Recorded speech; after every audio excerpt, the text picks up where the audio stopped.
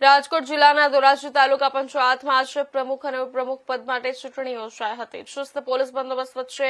યોજાયેલી આ ચૂંટણીમાં ભાજપ તરફથી ચૂંટાયેલ કિરણબેન ટાંક પ્રમુખ તરીકે ચૂંટાઈ આવ્યા હતા, જ્યારે ઉપપ્રમુખ પદે ભાજપના જયદીપ ડઢાણિયા બિનહરીફ વરાયા હતા। પ્રમુખ પદની ચૂંટણીમાં ભાજપના કુલ 11 સભ્યોએ કિરણબેન ટાંકને સમર્થન આપ્યું। ખાસ વાત એ રહી કે આમ આદમી પાર્ટીના પાટણ વાવ બેઠક પરથી ચૂંટાયેલા સભ્યએ પણ ભાજપના ઉમેદવારને ટેકો આપ્યો હતો।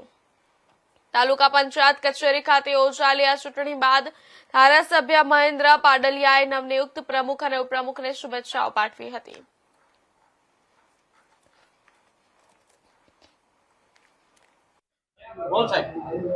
આજરોજ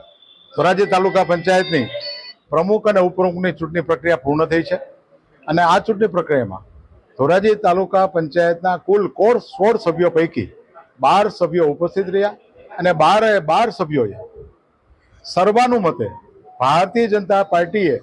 જેમને પસંદ કર્યા છે પ્રમુખ તરીકે કિરણબેન દિલીપભાઈ ટાંક અને ઉપપ્રમુખ તરીકે જયદીપભાઈ ડઢાણિયા એમને પોતાનો મત આપ્યો છે અને સર્વાનુમતે એમની વરણી કરી છે।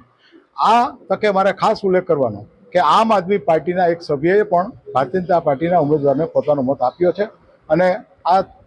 ચૂંટણી પ્રક્રિયા પૂર્ણ થઈ ત્યારે દરેક સભ્યો પ્રમુખ ઉપપ્રમુખ અને તમામ સભ્યોને અભિનંદન આપતા એક અનુરોધ કરું છું કે દેશમાં જે આપણા યશસ્વી વડાપ્રધાન નરેન્દ્રભાઈ મોદી સાહેબે જે વિકાસની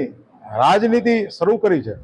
એના આધાર ઉપર સમગ્ર દેશમાં વિકાસ થયો છે અને ગુજરાત ભારતીય જનતા પાર્ટીની ભૂપેન્દ્રભાઈ પટેલની સરકારે જે ગ્રામ્ય વિકાસના અસંખ્ય કામો કર્યા છે એ કામના આધાર ઉપર તાલુકા પંચાયત દ્વારા લોકોની સેવા કરે એવો હું અનુરોધ કરું છું અને અભિનંદન પાઠવું છું। રાજકોટ જિલ્લાના ઉપલેટા તાલુકા પંચાયતના પ્રમુખ અને ઉપપ્રમુખ